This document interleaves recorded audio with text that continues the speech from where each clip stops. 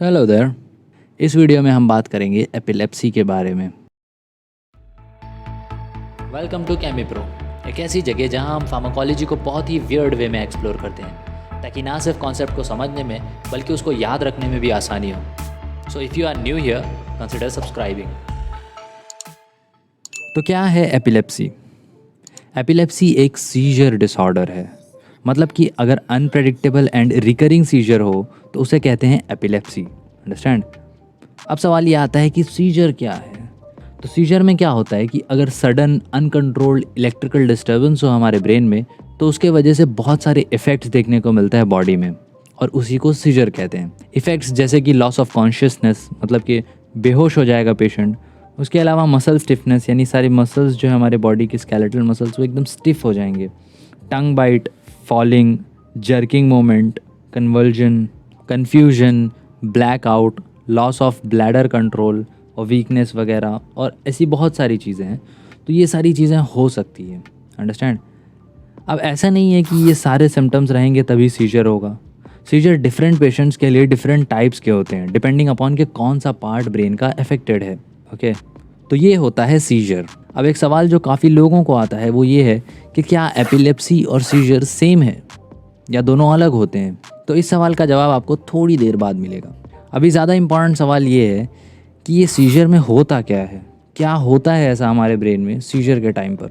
तो इस चीज़ को समझने के लिए हमें ब्रेन में जाना पड़ेगा, जहाँ पर without any surprise neurons present है। राइट? तो देखो, होता क्या है कि हमारे ब्रेन में इम्पल्स ट्रांसमिट होते हैं न्यूरॉन्स के थ्रू, और ये जो इम्पल्स है वो इलेक्ट्रिकल इम्पल्स होते हैं। अब इसको थोड़ा सा और डिटेल में देखें। ये हैं हमारे दो न्यूरॉन्स। पहले वाले न्यूरॉन्स में सोडियम चैनल्स ओपन होंगे और इम्पल्स यहाँ तक पहुँचेगा, यानी न्यूरॉन के एंड तक पहुँचेगा, और इस जगह पर प्रेजेंट है कैल्शियम के चैनल्स। अब जैसे ही यहाँ तक इम्पल्स पहुँचेगा तो ये कैल्शियम के चैनल्स ओपन हो जाएंगे और कैल्शियम का इन्फ्लक्स होगा, जिसकी वजह से न्यूरोट्रांसमीटर रिलीज़ होगा फर्स्ट न्यूरॉन से। अब ये जो न्यूरोट्रांसमीटर है वो सेकेंड न्यूरॉन के रिसेप्टार्स से जाकर बाइंड करेगा और सेकेंड वाले रिसेप्टार पर एक्शन मिलेगा। लेकिन क्या एक्शन मिलेगा ये डिपेंड करता है कि कौन सा न्यूरोट्रांसमीटर है और कौन से रिसेप्टार से वो बाइंड कर रहा है।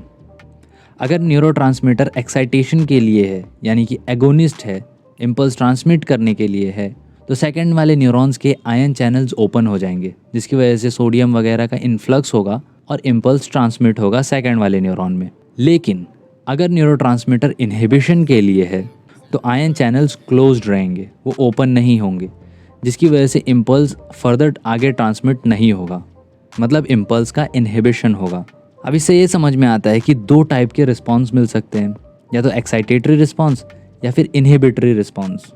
राइट? अब सीजर में क्या होता है कि ब्रेन के किसी पार्ट में कुछ न्यूरॉन्स में ज़्यादा एक्साइटेटरी रिस्पॉन्स मिलता है बार बार, और इस वजह से क्या होता है कि उस पार्ट से रिलेटेड जो भी ऑर्गन है वहाँ पर सीजर देखने को मिलता है, वहाँ पर कन्वर्जन देखने को मिलता है। अंडरस्टैंड? तो ये होता है सीजर में, यानी कि ज़्यादा एक्साइटेटरी रिस्पॉन्स देखने को मिलता है। अब टाइप्स ऑफ सीजर की बात करें तो जो एक्साइटेटरी रिस्पॉन्स है वो अगर हमारे ब्रेन के किसी एक पार्ट पर ही है, या फिर एक लोब पर है, या फिर एक हेमिस्फीयर तक ही लिमिटेड है, तो उसे कहेंगे पार्शियल सीजर। और अगर पूरा ब्रेन ऑक्यूपाइड है, यानी कि दोनों हेमिस्फीयर में ये एक्साइटेटरी इफेक्ट हो रहा है, तो उसे कहेंगे generalised seizure. Understand? Partial seizure में पेशेंट अनकॉन्शियस नहीं होते, लेकिन जनरलाइज्ड सीजर में जनरली पेशेंट अनकॉन्शियस हो जाते हैं। पार्शियल सीजर में फर्दर दो टाइप्स हैं, सिंपल एंड कॉम्प्लेक्स। मतलब कि simple partial seizure and complex partial seizure. Simple की बात करें तो इसमें कुछ ग्रुप्स ऑफ मसल्स पर कन्वर्जन होगा, डिपेंडिंग अपॉन के ब्रेन के कौन से पार्ट पर इफेक्ट हो रहा है। ये जनरली 1 या 2 मिनट तक रहता है। कॉम्प्लेक्स की बात करें तो इसमें कन्फ्यूजन हो सकता है, अननेसेसरी मूवमेंट हो सकते हैं, इमोशनल चेंजेस भी हो सकते हैं। अंडरस्टैंड? ये भी 1 से 2 मिनट तक ही रहता है, और पेशेंट के कॉन्शियसनेस पर भी थोड़ा सा असर पड़ता है, बट पेशेंट अनकॉन्शियस नहीं होता। ओके? इसका मेन फोकस ब्रेन के टेम्पोरल लोब पर होता है, इसीलिए इसे टेम्पोरल लोब एपिलेप्सी भी कहा जाता है। अब बात करें जनरलाइज्ड सीजर की, तो इसको समझने से पहले कुछ टर्म्स क्लियर होने चाहिए, जैसे कि ऑरा किसे कहते हैं। तो ऑरा मतलब किसी भी पेशेंट को सीजर से पहले कुछ फीलिंग होती है कि अभी सीजर आने वाला है, तो उसे कहते हैं ऑरा। मतलब जिस तरीके से वॉमिटिंग के पहले फील होता है कि वॉमिट होने वाली है, उसी तरीके से सीजर में जब सीजर के पहले फील होता है तो उसे कहते हैं ऑरा। अंडरस्टैंड? दूसरा टर्म है टोनिक सीजर। इसमें क्या होता है कि हमारी बॉडी के सारे स्केलेटल मसल्स स्टिफ हो जाते हैं और पेशेंट अनकॉन्शियस हो जाता है, जिसकी वजह से पेशेंट गिर जाता है जनरली पीछे की तरफ, क्योंकि मसल्स स्टिफ हो जाते हैं। अंडरस्टैंड? तो इसे कहते हैं टोनिक सीजर। और दूसरा है एटोनिक सीजर। इसमें भी पेशेंट अनकॉन्शियस होता है और मसल्स सारे रिलैक्स होते हैं। इसमें मसल्स स्टिफ नहीं होते, मसल्स रिलैक्स होते हैं और पेशेंट गिरता है आगे की तरफ। अंडरस्टैंड? उसके बाद है क्लोनिक सीजर। इसमें रैपिड कॉन्ट्रैक्शन एंड रिलैक्सेशन होगा मसल्स का, स्केलेटल मसल्स का पूरी बॉडी के, यानी कि इन शॉर्ट कन्वर्जन होता है। उसके बाद है टोनिक क्लोनिक सीजर। इसमें पहले टोनिक सीजर हो, यानी कि पेशेंट के पूरे मसल्स स्टिफ हो जाएंगे, पेशेंट गिर जाएगा। उसके बाद क्लोनिक सीजर होगा, यानी कि जो मसल्स हैं वो रैपिडली कॉन्ट्रैक्ट और रिलैक्स होंगे, तो इसे कहेंगे टोनिक क्लोनिक सीजर। उसके बाद है मायोक्लोनिक सीजर। इसमें हमारे मसल्स के कुछ पार्ट्स में, यानी कि हमारे हाथ या पैर के जो मसल्स हैं उसमें ट्विचेस होंगे। ट्विचेस मतलब हल्के से कन्वर्जन होगी और कभी कभी पूरी बॉडी में भी होती है। उसके बाद है एब्सेंस सीजर। इसमें पेशेंट ब्लैकआउट हो जाता है, मतलब कहीं पर भी चलते फिरते या कोई भी काम करते हुए पेशेंट ब्लैकआउट हो जाता है, कम्प्लीटली फ्रीज हो जाता है, स्पेस आउट हो जाता है। मतलब कोई चल रहा है और चलते चलते खड़ा हो जाएगा, स्पेस आउट हो जाएगा, एक ही जगह पर स्टैर करने लग जाएगा। अंडरस्टैंड? तो इसे कहते हैं एब्सेंस सीजर। तो ये कुछ टर्म्स थे जो जनरलाइज्ड सीजर में यूज़ होंगे। इन शॉर्ट जनरलाइज्ड सीजर में सब यही है ही। ओके। और जनरलाइज्ड सीजर के अंदर 5 सब टाइप्स हैं और इनको याद रख सकते हैं आप मैगी के मदद से। Not completely Maggi but MAAGI, MAAGI मागी।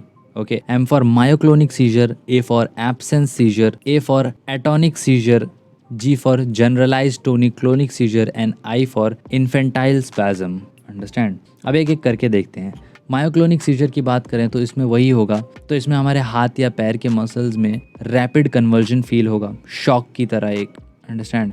उसके बाद एब्सेंस सीजर की बात करें तो इसे पैटिट माल भी कहते हैं। क्यों कहते हैं मुझे नहीं पता, बट कहते हैं। ये जनरली 1 से 2 मिनट तक ही रहता है। ये ज़्यादातर चिल्ड्रंस के अंदर देखा जाता है। इसमें वही होता है जैसा कि आपको पता है कि पेशेंट ब्लैक आउट हो जाएगा, कुछ देर के लिए पेशेंट खड़े खड़े अनकॉन्शियस हो जाएगा। इन शॉर्ट हम ये कह सकते हैं कि उस सर्टन रियलिटी से, उस कॉन्शियसनेस से पेशेंट थोड़ी देर के लिए एब्सेंट हो जाएगा। अंडरस्टैंड? अब बात करें एटोनिक सीजर की, तो इसमें भी आपको पता है कि पेशेंट के मसल्स रिलैक्स हो जाएंगे, पेशेंट अनकॉन्शियस हो जाएगा, जिसकी वजह से पेशेंट आगे की तरफ गिर जाएगा और ये भी जनरली 1 से 2 मिनट तक का ही रहता है। उसके बाद है जनरलाइज्ड टोनिक क्लोनिक सीजर और इसे ग्रैंड माल भी कहते हैं। ये नाम आप याद रखिएगा, पैटिट माल और ग्रैंड माल वगैरह कॉम्पिटिटिव एग्जाम्स में यूज़ होते हैं। ये मोस्ट कॉमन टाइप है सीजर का। इस सीजर की एक सीक्वेंस है, सीरीज़ है कैसे होता है। तो मोस्टली ज़्यादातर पहले ऑरा होता है, पेशेंट को फील होता है, उसके बाद अनकॉन्शियसनेस होती है, उसके बाद टोनिक स्पैज्म होगा, यानी कि पेशेंट के सारे मसल्स जो हैं वो स्टिफ हो जाएंगे। उसके बाद क्लोनिक जर्किंग होगी, यानी पेशेंट गिर जाएगा और फिर उसके बाद स्केलेटल मसल्स की रैपिड कॉन्ट्रैक्शन एंड रिलैक्सेशन होगा। उसके बाद पेशेंट सो जाएगा या फिर CNS डिप्रेशन हो जाएगा। अंडरस्टैंड? और ये भी जनरली 1 से 2 मिनट तक का ही रहता है। तो जनरलाइज्ड टोनिक क्लोनिक सीजर कुछ इस तरीके का होता है। उसके बाद लास्ट है इन्फेंटाइल स्पाज्म। ये जनरली इन्फेंट्स में देखा जाता है और इसमें मसल्स का स्पैज्म होता है, रैपिड स्पैज्म होता है मसल्स का। अंडरस्टैंड? तो ये बात हो गई टाइप्स ऑफ सीजर की। लेकिन अभी भी वो सवाल रह जाता है कि क्या एपिलेप्सी और सीजर सेम है या दोनों डिफरेंट हैं। तो देखो, हर एपिलेप्सी के पेशेंट को सीजर होता है, लेकिन हर पेशेंट जिसको सीजर होता है उसे एपिलेप्सी नहीं है। इसको थोड़ा सा और सिंप्लीफाई करें तो देखो, सीजर एक कंडीशन है। अगर किसी को एक बार सीजर हो तो उसे हम एपिलेप्सी नहीं कह सकते, लेकिन अगर बार बार सीजर हो, रिकरिंग सीजर हो, तो उसे कहते हैं एपिलेप्सी। मतलब कि एपिलेप्सी एक डिसऑर्डर है जिसके अंदर सीजर होता है। अंडरस्टैंड? तो ये डिफरेंस है एपिलेप्सी और सीजर का। आई होप आपको ये वीडियो पसंद आई हो। बाकी लाइक कीजिए, कमेंट कीजिए और शेयर कीजिए इस वीडियो को, और मैं मिलूँगा आपसे नेक्स्ट वीडियो में। Thank you so much.